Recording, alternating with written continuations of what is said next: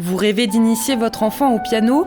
Mon nom est Nathalie Wedman, je suis diplômée d'un premier prix de piano du conservatoire et j'enseigne la musique en plein cœur de Bar-le-Duc. Enseignante passionnée depuis 20 ans, ma pédagogie est adaptée à la psychologie de chaque enfant à partir de 4 ans. Plusieurs concerts sont déjà prévus à Paris et en Meuse, inscription ouverte au 06 76 48 37 52. Les manifestants s'opposent à l'enquête publique lancée par l'ANDRA. Des centres de vaccination éphémères au cœur des collèges. Le fromage du Chevillon désormais médaillé. Des nouveaux prêtres pour la paroisse de Saint-Dizier.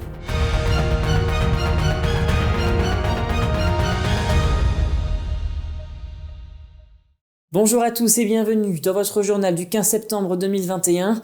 L'enquête publique pour la demande d'utilité publique du projet Cigéo a débuté aujourd'hui et se termine le 23 octobre. Les manifestants dénoncent l'ouverture de cette enquête. Selon eux, elle n'aboutira à rien et n'empêchera pas l'ANDRA de mettre en place le projet Cigéo à Bure. Aujourd'hui, une nouvelle journée de mobilisation à Montier-sur-Saulx afin de protester contre le développement de ce projet. Les habitants sont opposés à ce que leur territoire devienne, je cite, la poubelle nucléaire du pays. Écoutez. Personnellement, ça fait 26 ans que je milite contre ce projet, donc ça commence à faire. Et donc des enquêtes publiques, j'en ai connu, des débats publics, j'en ai connu aussi. Et force est de constater que ça ne change rien. C'est écrit d'avance, c'est-à-dire que les résultats de l'enquête publique, on les connaît. Ça sera un avis favorable de toute façon. Et quand bien même l'avis serait défavorable, de toute façon, le gouvernement poursuivra. Donc ça ne sert à rien. Donc nous on dit que participer à l'enquête publique, c'est juste participer à rien du tout. Parce que qu'on dise oui ou qu'on dise non, de toute manière, pour eux c'est oui. Eux, ils veulent le faire de toute manière. Donc en fait, il n'y a aucun intérêt à participer et à parler avec des gens qui de toute manière ne prennent pas en compte la vie des gens. Les gens ne veulent pas de la poubelle nucléaire. Il y a eu plein de manifestations, il y a eu plein de mobilisations depuis 20 ans et on va continuer à se mobiliser contre le projet, ça c'est sûr. On a toujours espoir, on est là, on est devant ce rouleau compresseur et puis on espère toujours un déclic, quelque chose, un événement, quelque chose qui fera que tout ça va s'arrêter. Parce que ce qui est sûr, c'est qu'on n'en veut pas. On n'en veut pas ni chez nous, ni ailleurs, parce que ce n'est pas une solution. C'est une option et c'est la plus mauvaise des options. Concentrer toute la radioactivité du pays, j'allais dire, en un seul endroit, pour moi, c'est de la débilité profonde. Il y a tellement de questions sans réponse dans le dossier de l'ANDRA, il y a tellement d'inconnus scientifiques, parce que contrairement à ce que dit l'ANDRA a tendance dans son discours à vulgariser le projet, c'est-à-dire à le rendre simple. C'est faux, c'est très complexe, c'est hyper complexe. Le risque, il est certain. Et puis la dernière chose, c'est quand on voit la durée de vie des déchets nucléaires, comment on peut assurer que ça va bien se passer ? Déjà, on ne sait même pas avec le réchauffement climatique où est-ce qu'on va à 100 ans. Vous vous rendez compte ? Et là, on nous parle de centaines de milliers d'années. Moi, je ne sais pas ce que ça veut dire. Oui, c'est de l'arnaque, ça. C'est n'importe quoi. On veut vivre tranquillement de notre... Il y a de quoi vivre. On se connaît tous dans le canton. On est tranquille, on est à la campagne, tout ça. On voudrait bien vivre tranquille. Mais là, on n'est plus rien. On attend qu'on disparaisse du terrain. Voilà. Et merci à James Beaurepaire pour les images.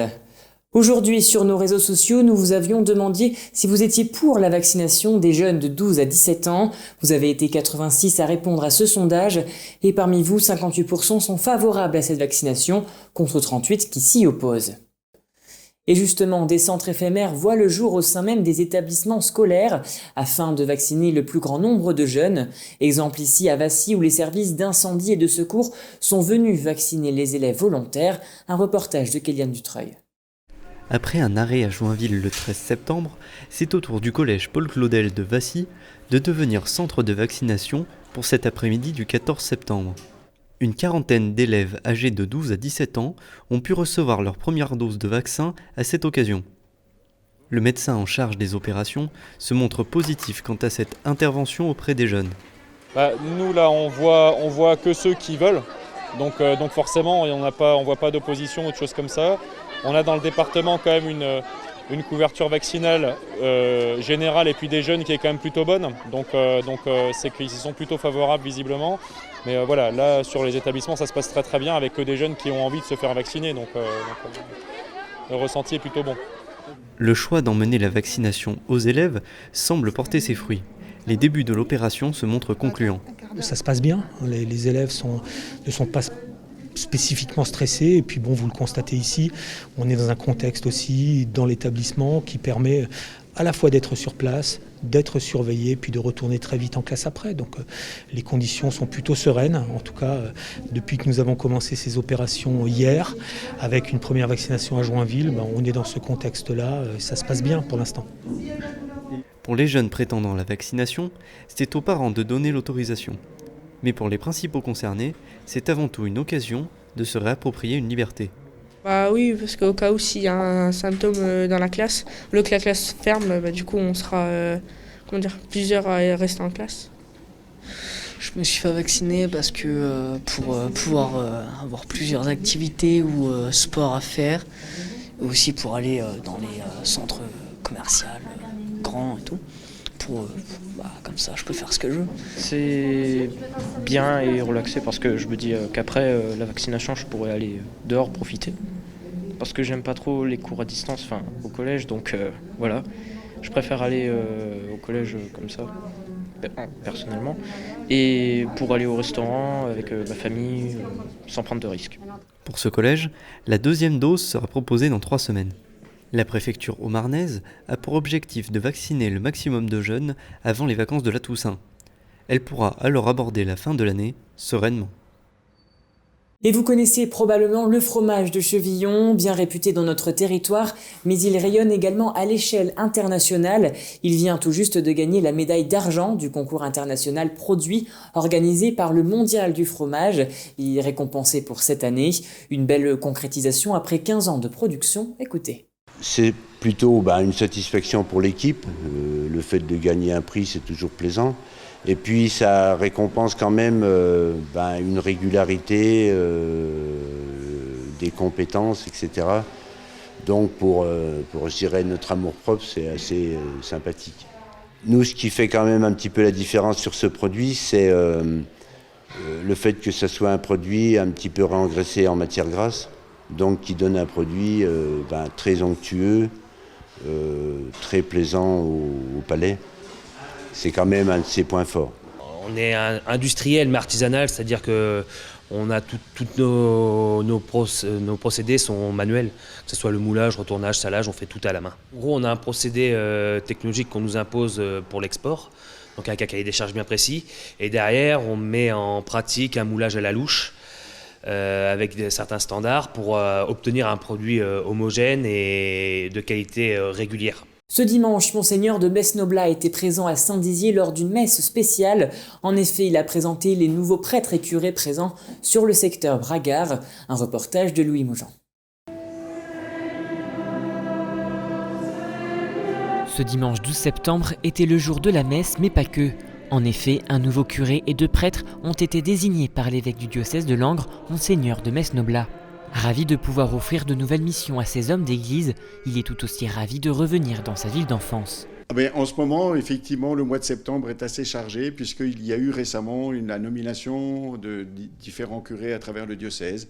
Alors Saint-Dizier est un lieu spécial en ce sens que c'est la ville la plus peuplée du département, bien sûr. C'est aussi un lieu où je souhaite qu'il y ait une dynamique.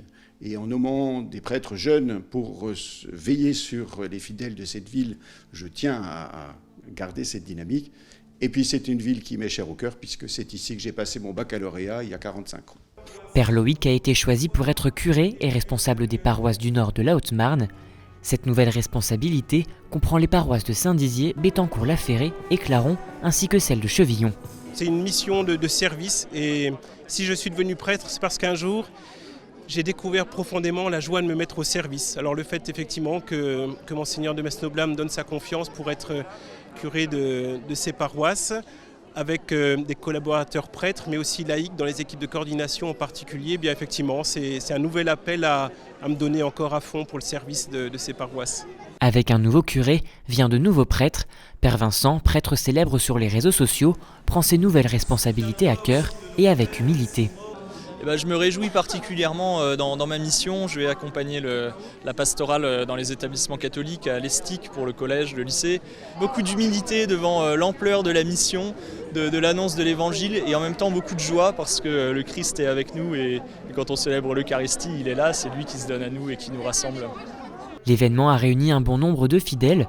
Ces derniers pouvaient apprécier les chants de la chorale ainsi que les accompagnements du groupe de musique Capharnaüm. Les nouveaux missionnaires, quant à eux, sont aujourd'hui prêts à accomplir leur devoir. Et voilà, c'est la fin de cette édition. Merci à tous de l'avoir suivi. Dans un instant, vos prévisions météo de demain présentées par Manon Grosset. Très belle soirée à vous. Toute l'actualité qui vous concerne, à voir et ou à revoir dès maintenant sur puissancetélévision.fr et sur notre application mobile.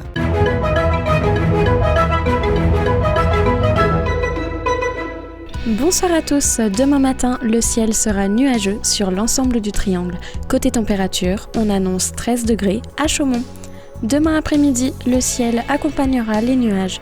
On attend jusqu'à 21 degrés à Vitry-le-François. La soirée de demain annonce des éclaircies avec 15 degrés à Bar-le-Duc. Demain, nous fêterons les Édith et nous perdrons 4 minutes de soleil. Très belle soirée avec Puissance Télévision.